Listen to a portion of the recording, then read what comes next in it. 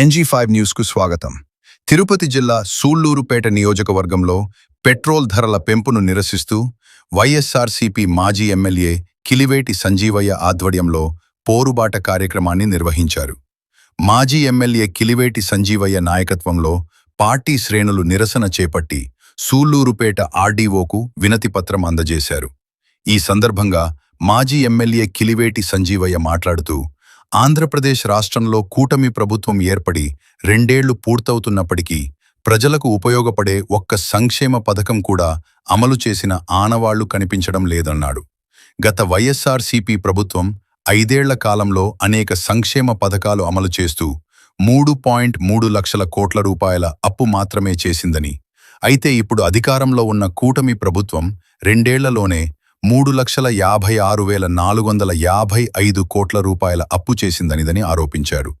ఎన్నికలకు ముందు ముఖ్యమంత్రి చంద్రబాబు నాయుడు రాష్ట్రాన్ని మరో శ్రీలంకగా మారిందని విమర్శిస్తూ తాము అధికారంలోకి వస్తే సంపద సృష్టించి ప్రజలకు పంచుతామని చెప్పిన హామీలు ఏమయ్యాయని ప్రశ్నించారు. పెట్రోల్ డీజిల్ ధరల పెంపుతో సామాన్య ప్రజలపై తీవ్ర భారం పడుతోందని, ప్రభుత్వం వెంటనే ధరల పెంపును వెనక్కి తీసుకోవాలని డిమాండ్ చేశాడు.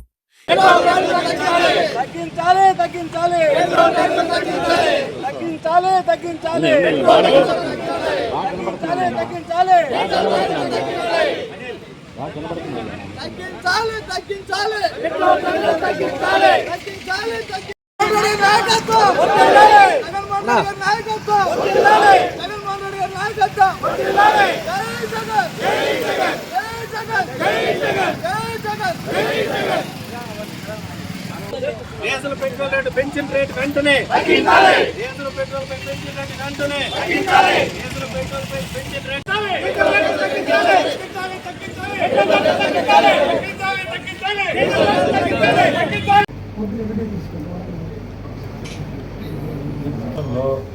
పెంచిన డీజిల్ పెట్రోల్ ధరలు తగ్గించాలని, అంటే ప్రజల మీద భారం పడుతుందో దాన్ని తగ్గించాలని మీ ద్వారా ప్రభుత్వానికి తెలియజేస్తారు.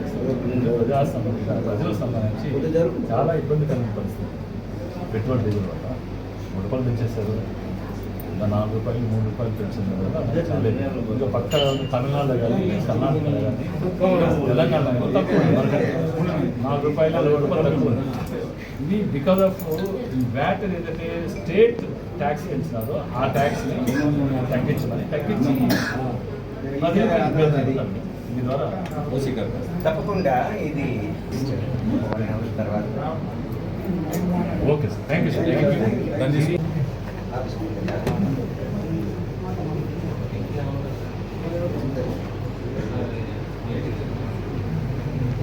అందరికీ నమస్కారం. ఈరోజు కాంగ్రెస్ పార్టీ అధ్యక్షులు, గౌరవ అధ్యక్షులు, మరి మాజీ ముఖ్యమంత్రి వర్యులు గౌరవనీయులు శ్రీ జగన్మోహన్ రెడ్డి గారి పిలుపు మేరకు ఏదైతే ఈ రాష్ట్రంలో పెట్రోల్ డీజిల్పై అడ్డదిడ్డంగా రేట్లు పెంచి ప్రజల యొక్క నడ్డి విరిచే కార్యక్రమాన్ని ఈ కూటమి ప్రభుత్వం, అంటే చంద్రబాబు నాయుడు గారు ఆధ్వర్యంలో ప్రభుత్వం ఇది చేసిన దానికి నిరసనగా ఈరోజు పెంచినటువంటి డీజిల్ పెట్రోల్ ధరలని తగ్గించాలని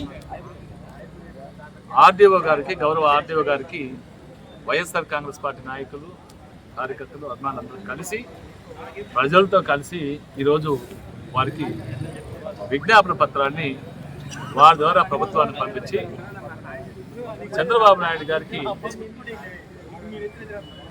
తెలియజేసి దీన్ని తగ్గించమని ప్రజల యొక్క అభిష్టాన్ని నెరవేర్చుకుని కోరడం జరిగింది. ఎందుకంటే మనం చూసాం ఈ రాష్ట్రంలో మననే పెంచారు.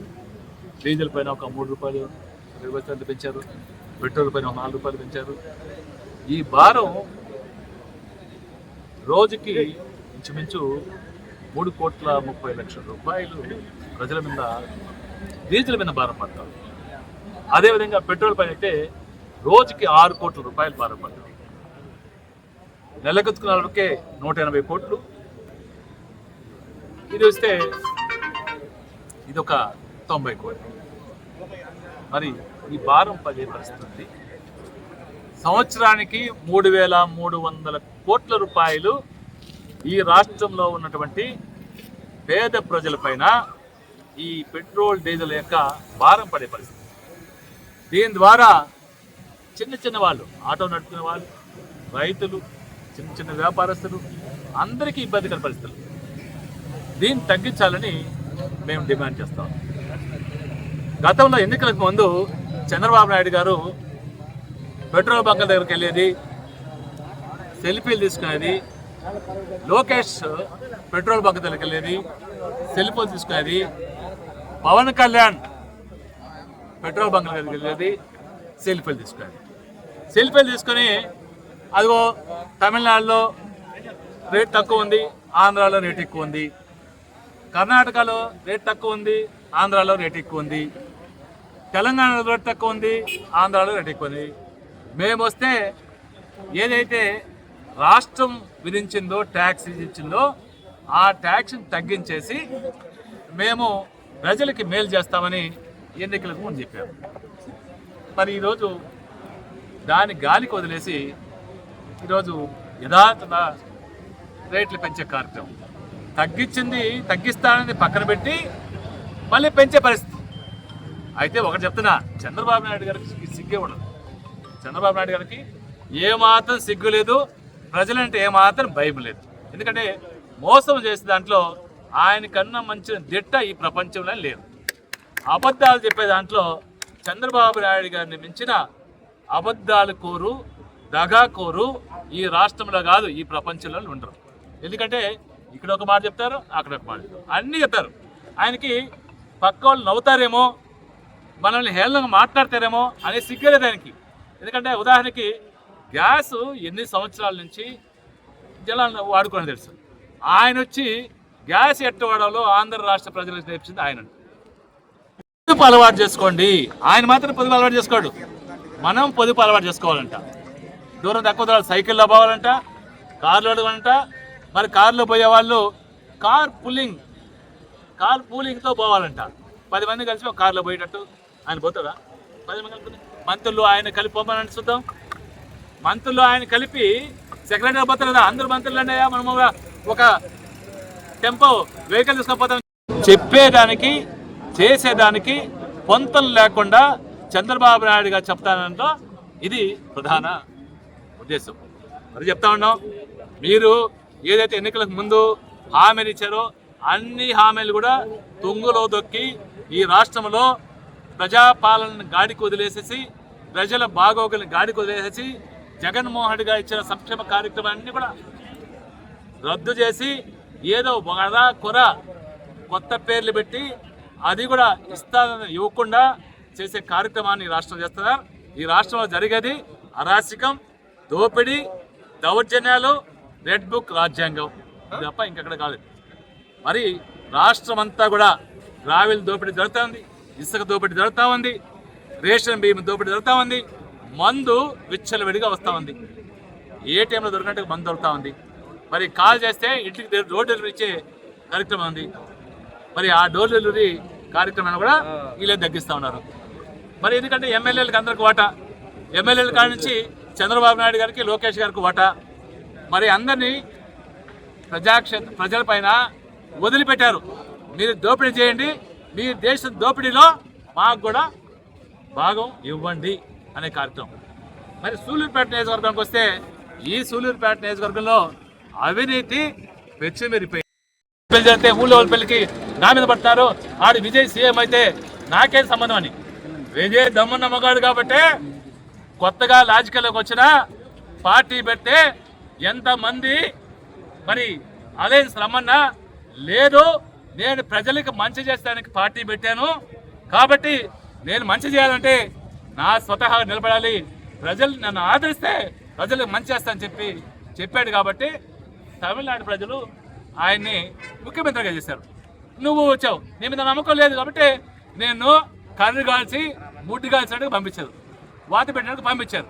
మళ్ళీ నీకు అసలు సిగ్గుంటే ఏం మాట్లాడుతున్నావు? వాళ్ళకి ఎక్కడున్నావు? నువ్వు అసలుకి డిప్యూటీ సీఎంగా నీ ప్రోటోకాల్ అనుభవించుకుంటూ హైదరాబాద్కి విజయవాడకి చక్కర్లు కొడతావు తప్ప నీ